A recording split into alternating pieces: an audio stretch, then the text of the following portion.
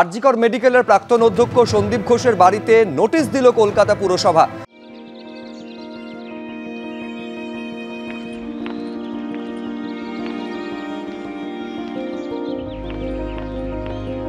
সন্দীপ ঘোষের বাড়ির একটি অংশের নির্মাণ হয়েছে বেআইনিভাবে। গত 11 তারিখ এই নিয়ে অভিযোগ জমা পড়েছিল, আর তারপরই নোটিশ কলকাতা পুরসভার। 30শে সেপ্টেম্বর যাবেন পুরসভার প্রতিনিধিরা।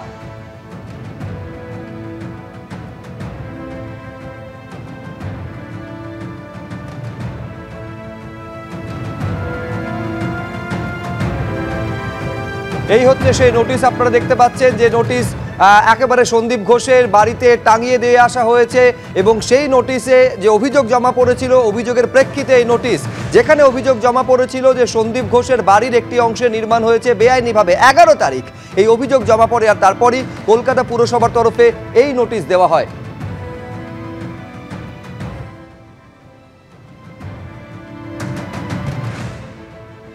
দু 2021 সালে যখন 85 নম্বর মানে 85-এর বাসিন্দারা ওই যে তাদের দিকের যে বাউন্ডারি ওয়ালটা ছিল সেই হাইটটা নিয়ে তারা সেই মুহূর্তেই কমপ্লেন করেছিলেন এবং সেই কপিও আমাকে ওরা দিয়েছিলেন। এবং তখন সেই সময় সন্দীপ ঘোষের সাথে এবং তার পরিবারের সাথে 85-এর লোকেদের অত্যন্ত বাকবিতণ্ডা হয়েছিল এবং খুবই বাজে আচরণ তারা করেছিলেন। 2021 সালে হয়েছিল, হ্যাঁ 2021-এ হয়েছিল এটা। তা এইটা হলো হচ্ছে বাউন্ডারিটা, আর আপনাদেরকে সমস্যা বাউন্ডারি ওয়ালটা এবং সামনে যে আপনারা নিজেরাই দেখতে পাবেন যে ম্যানহোলটা নিয়ে ওরাও বলেছিলেন যে সবার জলগুলো, কারণ আপনারা যদি বৃষ্টির সময় থাকেন, কারণ এর আগে কিছু প্রেস মিডিয়া এসেছিলেন, বৃষ্টির সময় আমাদের কি হচ্ছে যে আমাদের এই জলগুলো না পুরোপুরি যেতে পারছে না, যে কারণে ওনার দেখবেন ওনার বাড়ির জায়গাটা একটা র্যাম্প করেছেন।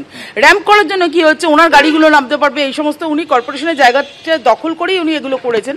এবং তার কারণে কি হচ্ছে সাধারণ মানুষের যে মানে আমাদের রোড লেভেলটা যদি মেনটেন না হয় তাহলে কি হচ্ছে অন্য জলগুলো তো সেই জায়গা থেকে চলে যেতে পারছে না, আর উনি ওখানে কি হচ্ছে একটা বাঁধের মতো করে দিয়েছেন, যে কারণে সব জায়গার জলগুলো দাঁড়িয়ে যাচ্ছে। আর উনি ওনার বাড়ির গাড়ি যাতে বেরোতে পারে তার জন্য র্যাম্প করছেন, তার জন্য উনি উঁচু করে নিচ্ছেন। তার মানে উনি মানে পুরোপুরি ব্যাপারটাকে এইটুকু বলতে পারে যে ওনার প্রতিবেশী সুলভ মানসিকতা থেকে উনি অন্য মানুষের যে অসুবিধা হতে পারে সেই জায়গাটা উনি দেখেন। পুজোর সময় পুলিশের জমায়েতে নিষেধাজ্ঞা নিয়ে হাইকোর্টে মামলা। জমায়েতে নিষেধাজ্ঞা শুধু কেসি দাস থেকে ভিক্টোরিয়া হাউস এলাকা পর্যন্ত, জানালো রাজ্য। রাজ্যের এই বক্তব্য ঠিক নয়, সওয়াল বিকাশ রঞ্জন ভট্টাচার্যর। তাহলে এই এলাকায় যে পুজোগুলি হয় সেগুলির কি হবে? সেই পুজোগুলির অনুমতি তো তাহলে বাতিল করতে হবে, মন্তব্য বিচারপতি রাজর্ষি ভরদ্বাজের।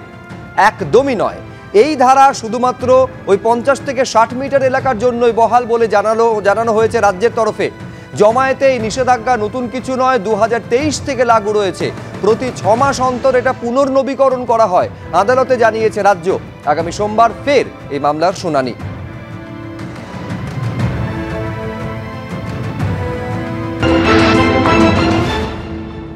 ওটা তো নতুন কিছু নেই, তো পুরানো ওয়ার্ড আছে। একবার আগেও আপনারা এরকম জিজ্ঞেস করেছেন, আমরা বলেছিলাম তা পুরানো ওয়ার্ড আছে, অনেক দিন ধরে চলছে, ঠিক আছে। নতুন কিছু নেই, না না, ওটা দ্যাট ইজ ওল্ড ওয়ান। আপনার দেখুন, আপনি একবার খোঁজ নেবেন, অনেক দিন ধরে চলছে। পুজোয় যারা ঘুরছে তাদের মুভমেন্টের জন্য নয় তো, মানে ওখানে যে আছে ভিক্টোরিয়া হাউস সামনে কোনো না হয়।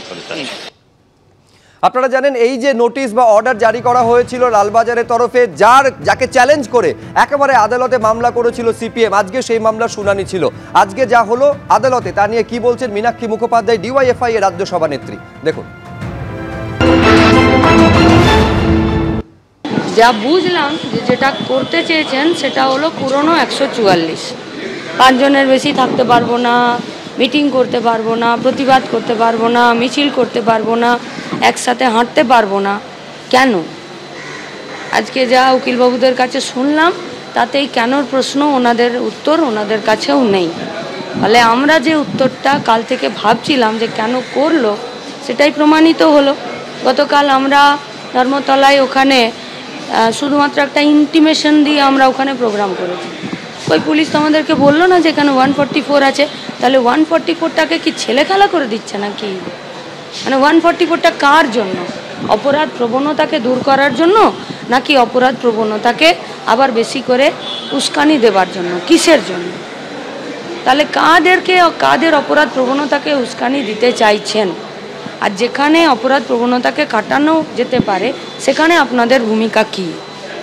আমাদের একটাই প্রশ্ন, এই গোটা আরজি করের ঘটনায় পুলিশ যেখানে চাইনি সেখানে কি কোনো ধরনের অপ্রীতিকর কোনো ঘটনা ঘটেছে?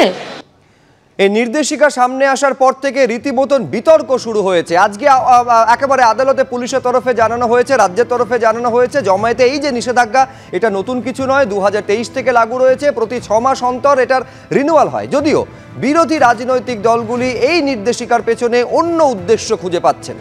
বিজেপি রাজ্য সভাপতি কি বলছেন দেখুন। সে তো পুলিশ চেষ্টা করবে যাতে যে স্লোগানগুলো বারবার উঠেছে বাংলার মানুষের মুখ থেকে এবং বুক থেকে, যে দফা 1 দাবি 1 মমতার পদত্যাগ, তারপরে ধরুন উই ওয়ান্ট জাস্টিস, তো এই ধরনের স্লোগানগুলোকে আটকানোর জন্য পুজোর মরশুমে মাননীয় মুখ্যমন্ত্রী আমাদের মহারানীর হীরক রানীর যেন কোনোভাবে কানের মধ্যে এই সমস্ত না পৌঁছয়, সেই জন্য তার সাগরেদ যারা আছেন, তার পার্ষদ পরিষদ, তারা উঠে পড়ে লেগেছেন। হবুচন্দ্র রাজার গবুচন্দ্র মন্ত্রীরা সব উঠে পড়ে লেগেছেন যেন রাজার ঘুমের ব্যাঘাত না ঘটে।